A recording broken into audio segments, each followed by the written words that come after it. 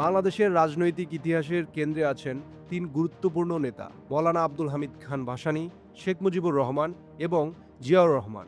একই ইতিহাসে দাঁড়িয়ে ভিন্ন ভিন্ন সময়ের প্রেক্ষাপটে তাদের সম্পর্ক ছিল কখনো স্নেহের, কখনো বিভাজনের, আবার কখনো পারস্পরিক শ্রদ্ধার।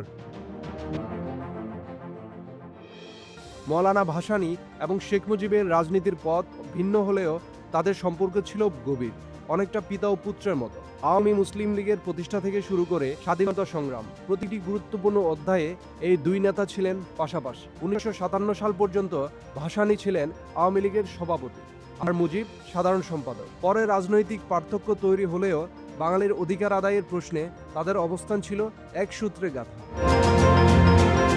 1969 সালের গণঅভ্যুত্থানের সময় বন্দী শেখ মুজিবকে মুক্ত করতে পল্টন ময়দানে দাঁড়িয়ে ভাসানী ঘোষণা দেন প্রয়োজনে ক্যান্টনমেন্ট ভেঙে মুজিবকে মুক্ত করা হবে। তার এই সাহসী অবস্থান এবং জনতার তীব্র আন্দোলনের চাপে শেষ পর্যন্ত আইয়ুব সরকার মামলা প্রত্যাহার করতে বাধ্য হয়। 1970-এর নির্বাচন মৌলানা ভাসানী বর্জন করেন। তার এই ভূমিকা আওয়ামী লীগের জয়ের পথ সহজ করে দেয়। অনেকের মধ্যে নির্বাচন বর্জন ছিল ভাসানীর বাংলাদেশ প্রতিষ্ঠার দূরদর্শী সিদ্ধান্ত। এরপর 7ই মার্চের ঐতিহাসিক ভাষণের পর সমগ্র জাতি যখন যুদ্ধের প্রস্তুতি নিচ্ছে, তখন ভাসানী 11ই মার্চ টাঙ্গাইলের এক জনসভায় শেখ মুজিবের স্বাধীনতার সংগ্রামের প্রতি পূর্ণ সমর্থন ঘোষণা করেন। বলেন, শেখ মুজিব 7 কোটি বাঙালির নেতা, নেতার নির্দেশ পালন করুন।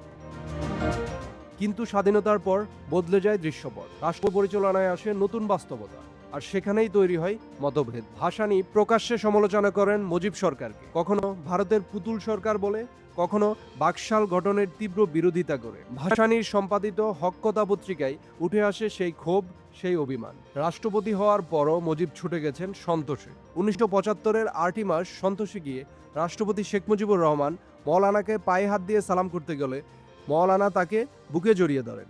12ই আগস্ট ভাসানী শেখ মুজিবকে একটি চিঠি পাঠিয়েছিলেন। লিখেছিলেন, প্রিয় মুজিব, আমি রাতে 1 মিনিটও ঘুমাইতে পারিনি। চক্ষু বুঝিলেই দেখিতে পাই তোমার মৃতদেহ বহন করিয়া লইয়া যাইতেছে। তোমার চারদিকে দুর্নীতির পাহাড় গড়িয়া উঠিয়াছে। তাই সাবধান হও, সাবধান হও, সাবধান হও। এরপর 15 আগস্টের নির্মম হত্যাকাণ্ডের খবর রেডিওতে শুনে অশ্রুসিক্ত মৌলানা বলেছিলেন, সব শেষ হয়ে গেল। তাই বলা যায়, রাজনৈতিক মতাদর্শে দূরত্ব থাকলেও ব্যক্তিগত সম্পর্কের মানদণ্ডে ভাসানী ও মুজিব ছিলেন গুরু ও শিষ্যের মতো। অন্যদিকে ভাসানীর সঙ্গে জিয়াউর রহমানের সম্পর্ক ছিল শ্রদ্ধা এবং সমর্থনের। 1975 সালের 7ই নভেম্বর সিপাহী জনতার বিপ্লবের পর জিয়াউর রহমান যখন এক চরম অস্থির সময়ে রাষ্ট্রের দায়িত্ব গ্রহণ করেন, তখন মাওলানা ভাসানী তার প্রতি কেবল সমর্থনই জ্ঞাপন করেননি, বরং তাকে আশীর্বাদও করেছিলেন। জিয়ার প্রতি ভাসানীর দৃষ্টিভঙ্গি কেমন ছিল তা বোঝা যায় একটি সাক্ষাৎকারে। মৃত্যুর আগে দেওয়া এক সাক্ষাৎকারে মৌলানা ভাসানী বলেছিলেন, আমার এই দীর্ঘ রাজনৈতিক জীবনে এদেশে এমন একজন মানুষও কখনো দেখিনি যিনি ক্ষমতার শীর্ষে পৌঁছে নিজেকে দুর্নীতি আর স্বজনপ্রীতির ঊর্ধ্বে রাখতে পেরেছেন। কিন্তু জিয়াউর রহমানের ব্যক্তিগত দুর্নীতির কোনো প্রমাণ পাওয়া যায়নি। এই বক্তব্যটি প্রমাণ করে যে ভাসানী তরুণ জিয়ার মধ্যে দেশ গড়ার সম্ভাবনা দেখেছিলেন। আবার 76 সালে ভাসানী যখন গুরুতর অসুস্থ হয়ে পিজি হাসপাতালে ভর্তি ছিলেন, তখন জিয়া তাকে দেখতে হাসপাতালে গিয়েছিলেন।